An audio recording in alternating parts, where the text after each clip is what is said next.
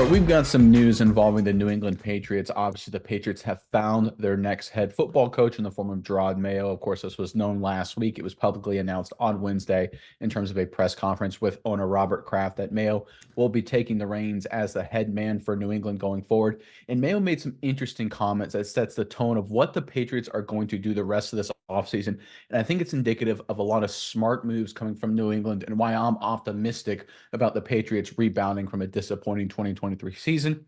Let's pull up the report, then we'll talk about it on the other side. This is according to NBC Sports. The Patriots formally introduced Gerard Mayo as their new head coach on Wednesday, and Mayo's predecessor came up during a question early in the proceedings. Mayo said that he's not trying to be Bill Belichick as he takes over the reins of the organization and noted one way he'll differ from his former boss. This is the key part right here. Mayo said that the team will have named coordinators for offense, defense, and special teams because he feels those titles are important to the way coaches are viewed, even if he doesn't think it matters as much inside the organization. Robert Kraft has also come out and said publicly that they're actually going to have a named GM as well in a more normal, I'll say it like that, structure of how they set up their front office and their football team from a coaching staff perspective as well. I think this is perfect moves by the New England Patriots, and here's why. There's been a big indication over the past decade or so that the New England Patriots have lacked a lot of talent, especially on the offensive side of the ball in terms of the players on the field. And that's 100% true. I agree with that. But let's start with the coaching staff first. The Patriots not having a named offensive coordinator, especially after McDaniels left, I think set a message to the rest of the NFL that if you're a young and up and coming offensive guy and you want to be a play caller, you want to be named the OC, right? An offensive coordinator is the guy who's in line to get the next head coach job, right? That's how you move up in the world. But if you're one of those talented young coaches, you don't want to go to New England because you won't get the name. You won't be named the offensive coordinator. That'll hurt your opportunities to be a head coach down the road. A perfect example of this was Brian Flores, of course, formerly the defensive. He was play caller for New England for a little bit, but he was not named officially the defensive coordinator. He got the head job in Miami, didn't work out. He has not gotten a head coaching interview since. I think the fact that he wasn't a named coordinator really hurt his chances later on in his career.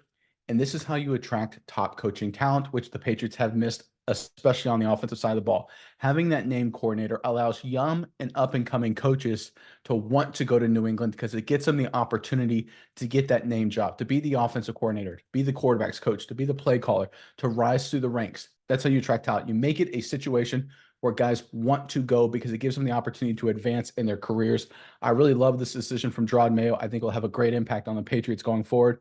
Myers, I'm curious what your thoughts are on this move. But first, Patriots fans, look, obviously 2023, big time disappointing season. That's undeniable. But there's got to be some moment, some play, some game that really jumped out at you as your favorite moment from the 2023 season. Give us your favorite moment in the comment section below from the 2023 New England Patriots campaign.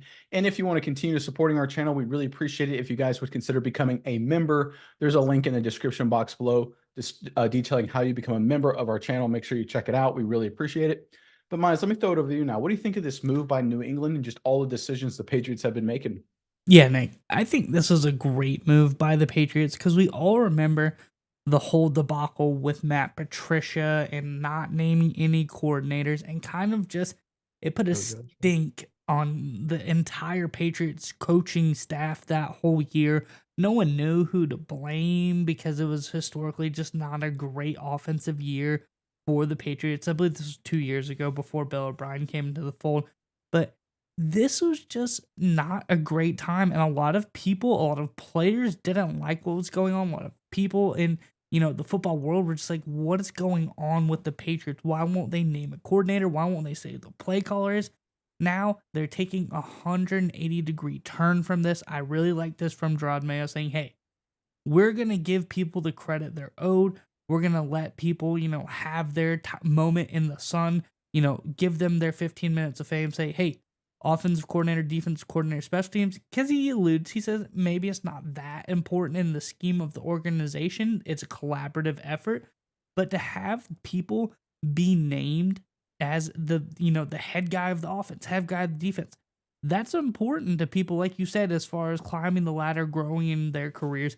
I just think it was it's not a huge deal, but it was one negative mark on the Patriots organization, especially when you were having bad seasons. It's all fine and dandy when everything is going great, but when things aren't going great, people can turn around things like that on you very quickly.